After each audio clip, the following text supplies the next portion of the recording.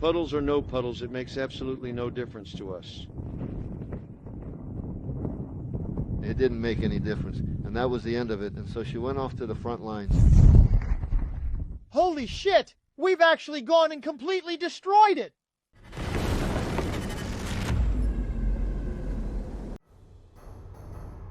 China is staring at a major geopolitical and economic setback as Washington moves decisively to dominate Venezuela's energy sector following the U.S. military intervention in Caracas.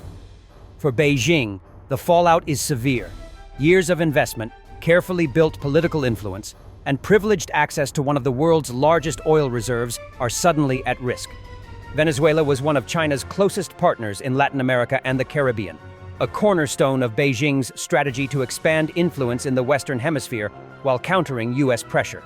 Under heavy U.S. sanctions, Caracas relied on Beijing for financial lifelines, credit, and political backing.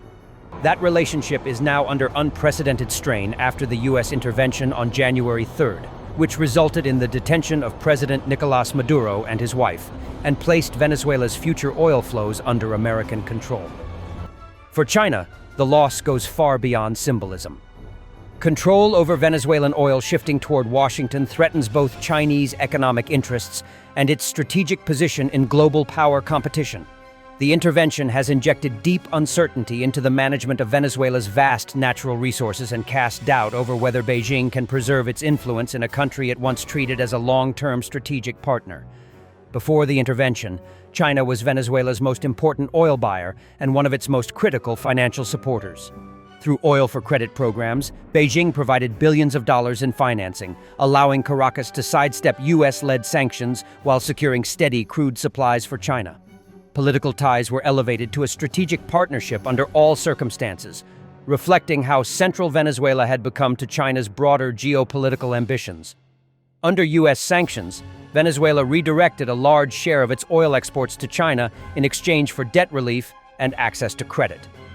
This arrangement deepened China's foothold in the Venezuelan energy sector just as Western companies withdrew. At its core was oil. Venezuela holds the world's largest proven oil reserves, estimated at 303 billion barrels, around 17% of the global total. Once a major producer pumping 3.5 million barrels per day in the 1970s, Venezuela's output collapsed to about 1.1 million barrels per day last year, due to mismanagement, underinvestment, and sanctions. Its share of global oil production fell from 7% to just 1%. During this decline, China emerged as the dominant buyer, importing an estimated 300,000 to 470,000 barrels per day. Official data from PDVSA show that Venezuela exported 952,000 barrels per day in November, just before the U.S. military blockade that began in December 2025. Of that volume, 778,000 barrels went to China, giving Beijing an overwhelming 81.7% share of Venezuelan oil exports.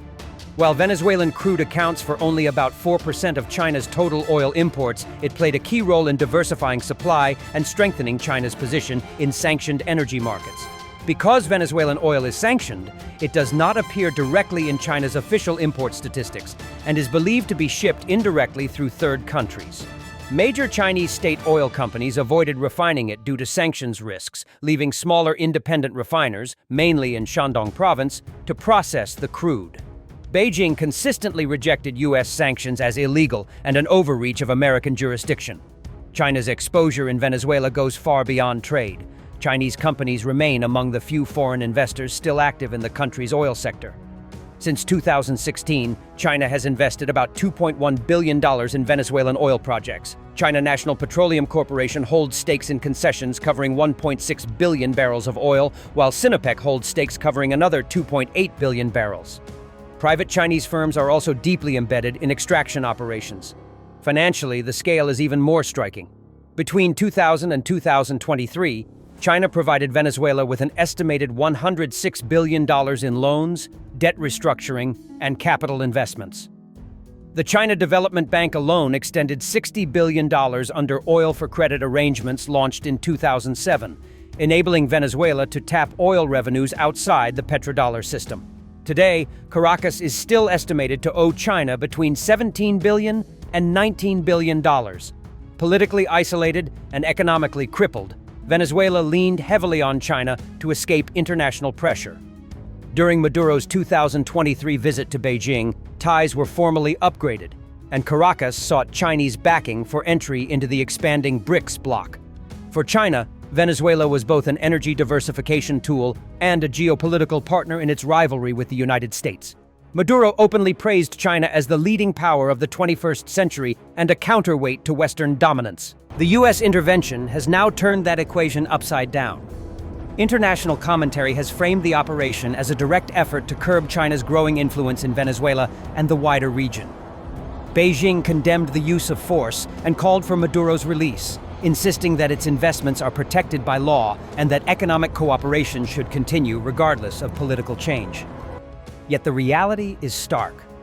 With Washington reasserting dominance over Venezuela's energy resources, China faces the prospect of losing access, influence, and billions in sunk costs. While Venezuela represents a relatively small share of China's overall oil imports, the symbolic and strategic loss is significant. It signals that Chinese investments tied to sanctioned or unstable regimes can be rapidly undermined by U.S. power. As President Donald Trump revives the Monroe Doctrine and pushes to reassert U.S. supremacy in the Western Hemisphere, Venezuela may become the clearest example yet of how great power competition translates into real economic losses for Beijing. For China, the message is clear. In the Americas, U.S. intervention can still redraw the map overnight. Russia has reportedly begun evacuating its embassy staff and their families from Israel. The reports originate from flight tracking data and had not been confirmed by official sources, including Russia's foreign ministry, at the time of publication. Daily Iran News, a channel on X monitoring Middle East developments, asserted on Wednesday, the Russian army is urgently evacuating the staff of the Russian embassy, along with their families in Israel, and returning them to Russia. This is the third flight by Russia in the past 24 hours to evacuate its embassy in Israel, it wrote, attaching a screenshot from a flight tracking site, ADSB Exchange. There are some news that Russia has been informed of, apparently, it claimed. Official channels from the Russian embassy in Israel made no such announcement, nor did Russia's foreign ministry or major news outlets from Russia or beyond. The flight listed has the call sign RWZ-016 with the registration RA64516. According to another tracking site, FlightAware, RWZ-016 had been making nearly daily flights from Israel's Ben Gurion International Airport to Moscow's Domodedovo International Airport since at least December 26, with similar scheduled flights on both Thursday and Friday. And something from Ukraine at the end? A Russian ground drone loaded with supplies hit an anti-tank mine shortly after deployment in Donetsk Oblast, destroying it. All right, let's get the show on the road. And there you go. And this is precisely how essential supplies are delivered to the very front lines, to those specific locations where our heavy vehicles simply cannot access. This is the specific method we use for delivery.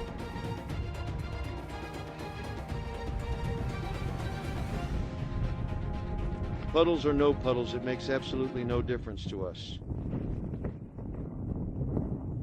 It didn't make any difference, and that was the end of it, and so she went off to the front lines. Holy shit! We've actually gone and completely destroyed it! Thanks for watching, and don't forget to subscribe. Also, if you want to support Warthog Defense, please become our member and get early access to new videos, exclusive members-only videos, and become administrator in comments section. The membership link is in the description. Rescues every day. We had a guy last week at 6 rescues in 6 days.